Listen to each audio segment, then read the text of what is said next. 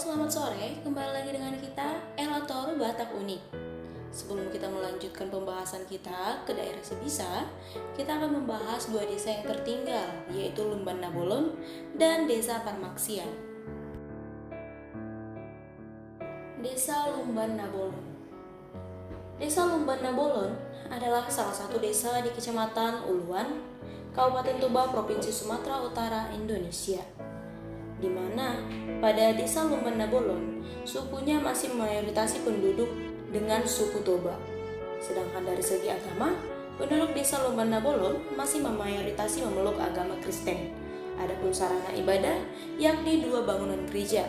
Sementara luas dari desa Lumban Nabolon ialah 0,400 km kuadrat dan jumlah penduduknya hanya mencapai 410 jiwa pada tahun 2015. Kemudian adalah Desa Parmaksian, Toba. Desa Parmaksian adalah sebuah kecamatan di Kabupaten Toba, Sumatera Utara, Indonesia. Kecamatan Parmaksian memiliki wilayah seluas 45,98 km kuadrat dan persentase luasnya mencapai 2,27% dari total luas Kabupaten Toba. Kecamatan Parmaksian sendiri berada pada 2 derajat 24 sampai 2 derajat 37 lintang utara dan 99 derajat 03 sampai 99 derajat 16 bujur timur. Sedangkan ketinggian wilayahnya, Kecamatan Parmaksian ini berada antara 905 sampai 1500 meter di atas permukaan laut.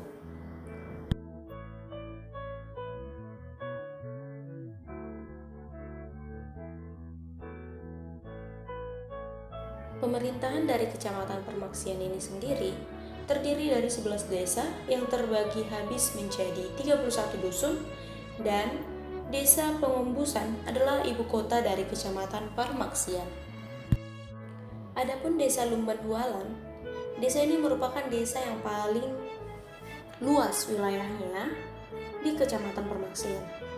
Luas wilayahnya disekitarkan mencapai 7,83 km kuadrat dan persentase wilayahnya adalah 17,03% dari total luas Kecamatan Parmaksian.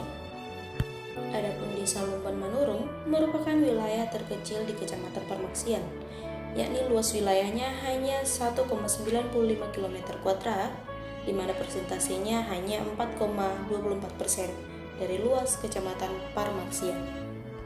Adapun Desa Lumban Huala merupakan desa terjauh dari ibu kota Kecamatan Parmaksian, yaitu berjarak 3,5 km. Sementara dari sosial kemasyarakatan, suku yang berada di kecamatan ini masih memayoritaskan suku Toba. Sedangkan dari agama, penduduk Kecamatan Parmaksian masih memayoritaskan memeluk agama Kristen. Adapun sarana ibadahnya yakni 22 sarana ibadah yang terdiri dari 17 bangunan gereja dan 4 masjid dan 1 langgar.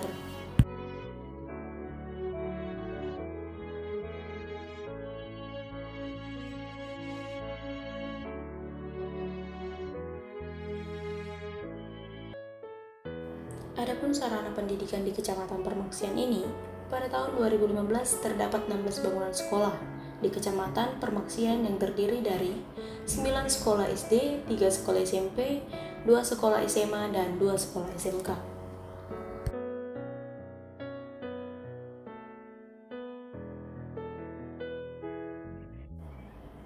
Sedangkan dari bidang kesehatan, Kecamatan Parmaksian memiliki 25 unit sarana kesehatan yang terdiri dari 1 unit puskesmas terletak di Desa Tangga Batu 1, 1 unit puskesmas pembantu atau postu terletak di Desa Bius Gu Barat, 11 unit pos Kesdes tersebar secara merata di masing-masing desa, dan 12 unit posyandu tersebar secara merata di masing-masing desa juga.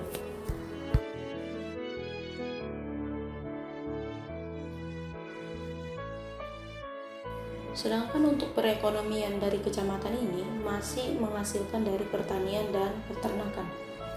Sumber penghasilan utama penduduk di Kecamatan Parmaksian adalah sektor pertanian dan perkebunan rakyat. Kopi merupakan komoditas tanaman perkebunan rakyat yang mempunyai prospek yang paling baik di Kecamatan Parmaksian. Sementara dari jenis peternakan, dari jenis ternak terbesar yang diusahakan di kecamatan ini ialah sapi dan kerbau. Sedangkan pada ternak kecil, yang paling dominan diusahakan adalah ternak babi, dan untuk pemeliharaan pada ternak unggas, di masyarakat ini biasanya memelihara ternak itik. Adapun usaha perikanan, pada umumnya juga dikelola sebagai usaha rumah tangga, baik sebagai kegiatan budidaya maupun kegiatan penangkapan ikan.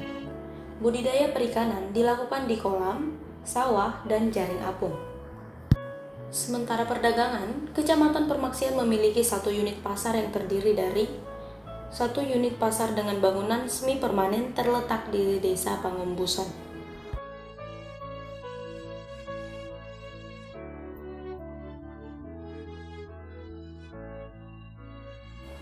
Kecamatan Permaksian memiliki satu perusahaan besar pengelola kayu menjadi bubur kertas, dan perusahaan salah satu menjadi perusahaan raksasa di Kabupaten Toba yang berlokasi di Desa Pangumbusan, yang bernama PT Toba Palap Lestari, di mana PT ini berdiri untuk perusahaan global penghasil palap, yakni mendirikan, mengembangkan, dan melaksanakan konsensi industri kehutanan dan industri lain. Dan PT ini sudah berdiri sejak tanggal 26 April tahun 1983. Adapun sarana dan prasarana di kecamatan ini, seluruh desa di Kecamatan Permaksian telah dialiri oleh listrik PLN.